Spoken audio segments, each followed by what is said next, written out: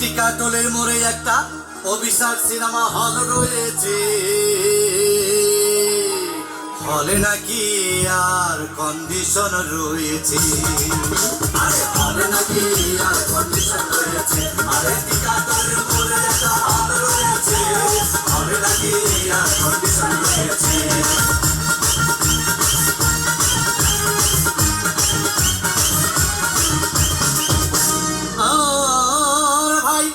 একদিন গেলাম সিনেমা দেখতে, আর রিক্সা থেকে নেমে দেখে হলে একটি সুন্দরী মেয়ে দাঁড়িয়ে আছে। প্রায় 10 টাকার টিকিট 20 টাকা দিয়ে কিনে নিয়ে কোন রকম ভিতরে বসলাম। হঠাৎ দেখি পাশে চেয়ারে সেই মেয়েটি আমার পাশেই বসেছে। আরে হলে নাকি আর কন্ডিশন রয়েছে, আরে টিকাটলের মোড়ে একটা হল রয়েছে, হলে নাকি আর কন্ডিশন রয়েছে।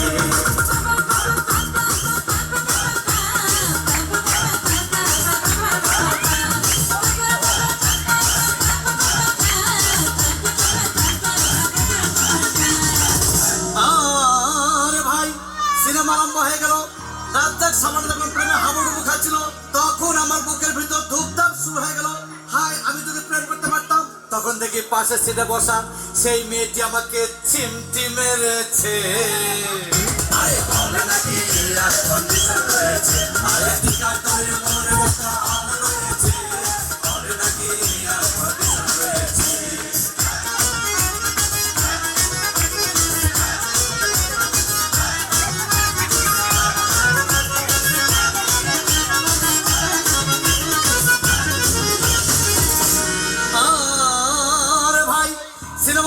তখন চলো, রাজ্জাক ভিলেন তখন ধূপধাম মারপিট।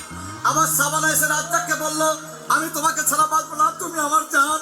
তখন পাশে সিটে বসা সেই মেয়েটি আমাকে ধাক্কা মেরেছে।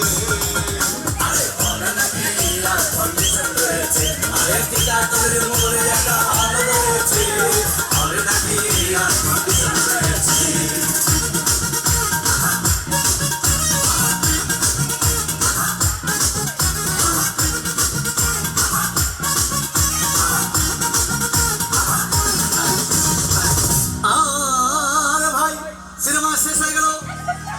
আমার রিক্সা চেপে বললো, ডার্লিং খুব ক্ষুধা পেয়েছে, গেলাম মোস্তফা হোটেলে, খুব বড় কমা খাইলাম।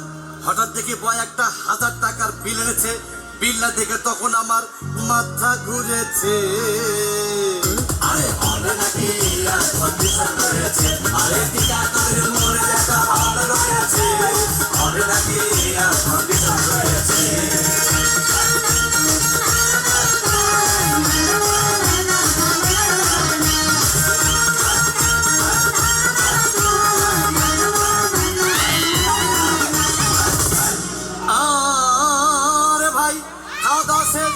মেয়েটি মিষ্টি হেসে বললো, ডার্লিং আজকের মতো চলে যাই বলে চলে গেল। আমি বাড়ি এসে রিক্সা থেকে নেমে রিক্সা ভাড়া দিতে গিয়ে দেখি মেয়েটি আমার পকেট মেরে চলে গিয়েছে।